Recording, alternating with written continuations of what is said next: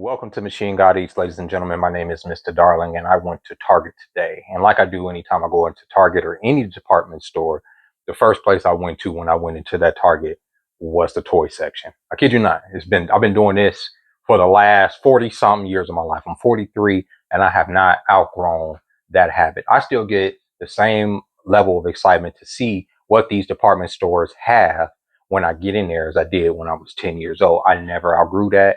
It never left me. And this goes for toys, video games, comic books, anything that you see behind me that's considered to be nerdy.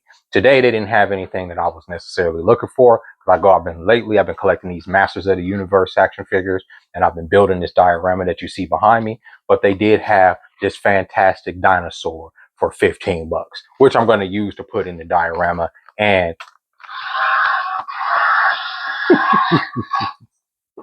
he makes a lot of noise. I'm making this video to sit there and say, yes, you saw the title. I do consider myself to be a man child. This is always the first insult that anybody goes to me online because I have all of my stuff behind me to sit there and say that I am emotionally stunted as a 40-something-year-old man who likes to spend his extra cheese on action figures and video games.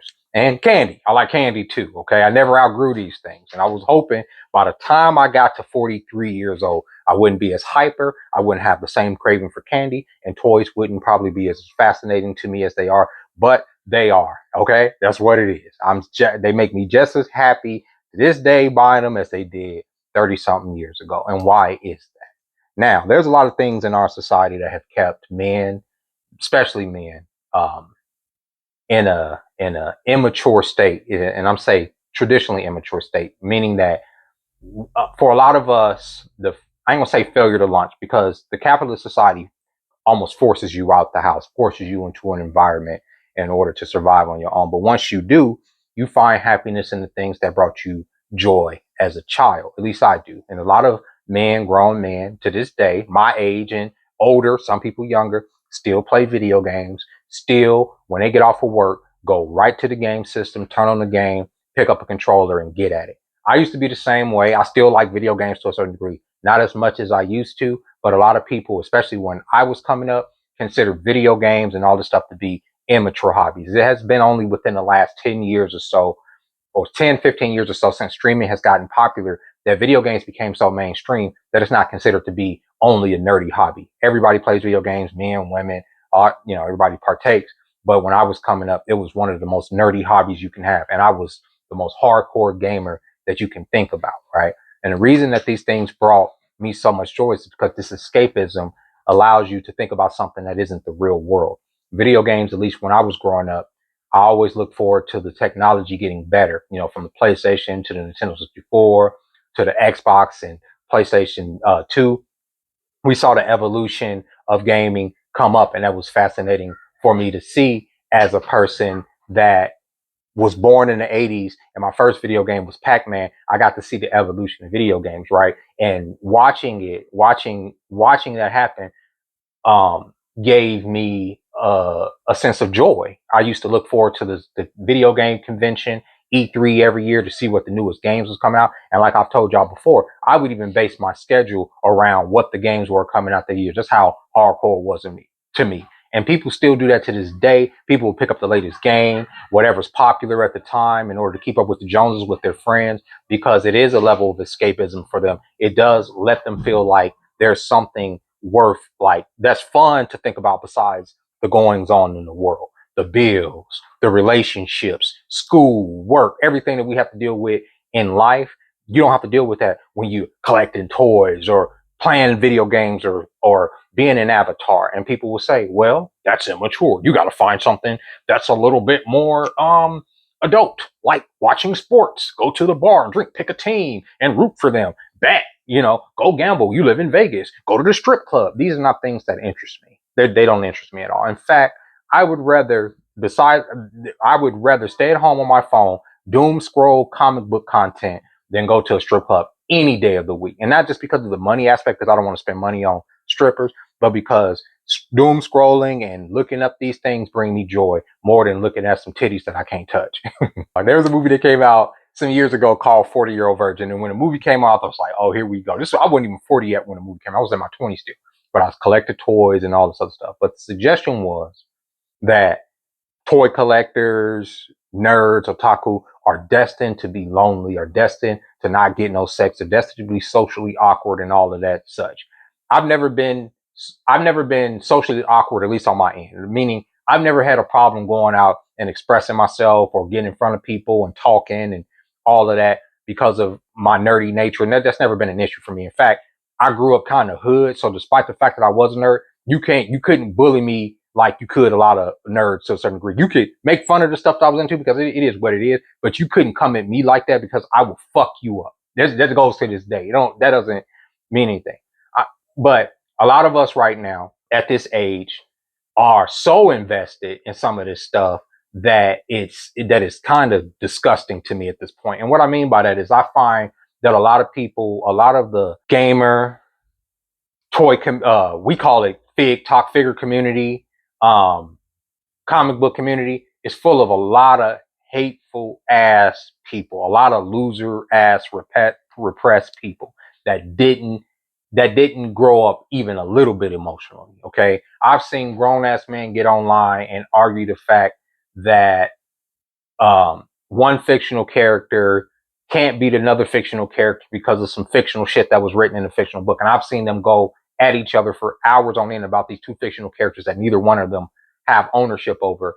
And to me, that is too much at our age. I've seen people have, even recently, because like I said, I'm part of different action figure communities, go at each other for posing the figures a certain way. I started this pose, you stole my pose. That's how immature this stuff. And these are men in their 20s, 30s, and 40s that are partaking in some of this fuckery. Never grew up.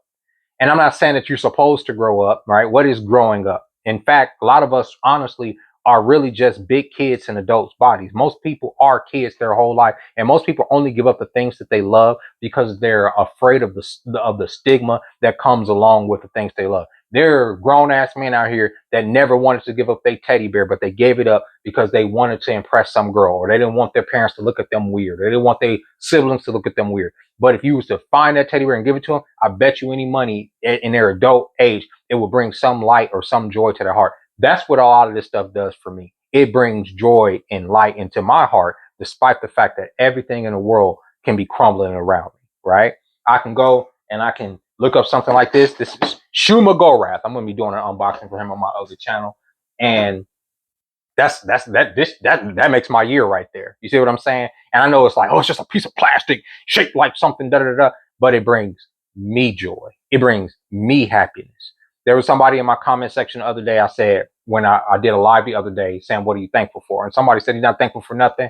He just don't want to be alive in the next 5 years. And I can feel that sentiment because, like I say, I have my bouts of suicidal ideation all the goddamn time. So I feel you. But part of what helps me come out of that is finding hobbies and things that I like that bring me joy, that make me not think of that shit, right? Because if life is all about serious this and serving that and performing this and working that, it ain't no fun, right? What's the point of living? And no, I don't just pose these toys. I play with my shit. Some of these motherfucking toys I play with. I'm not gonna even hold you up. If you want the sorceress, you will have to get through me first. Your melanation powers are nullified here, son man. Besides, you are not the most melanated man in the universe, you know. Impossible. Let me introduce you to our master.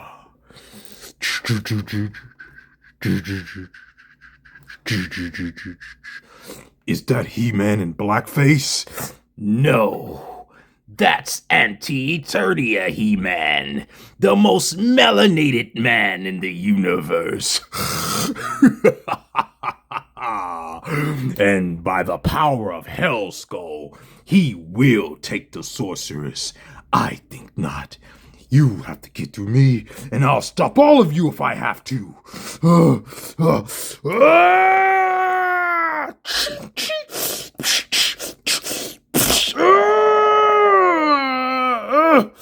I can feel the melanin draining from my body. Ugh. I try to find the fun where I can find the fun, bro. I have fun where I have fun. And if people don't like it, if people think it's weird, it is what it is. It is what it is. But I find joy in the hobbies that I partake in. I find happiness in playing video games and screaming at the screen sometimes. I find, elation in coming into a store and finding just the right action figures. You know what I'm saying? To add to your goddamn collection. That makes me happy. That brings me joy. And I know that there's a lot of women don't necessarily like that. And I say that they don't like that because they don't want you spending money on yourself. They want you spending your money on them. And I say to that, fuck that. If you find something in this life that ain't hurting nobody else and it brings you joy, fuck what everybody else thinks. Fuck if people think if it's immature.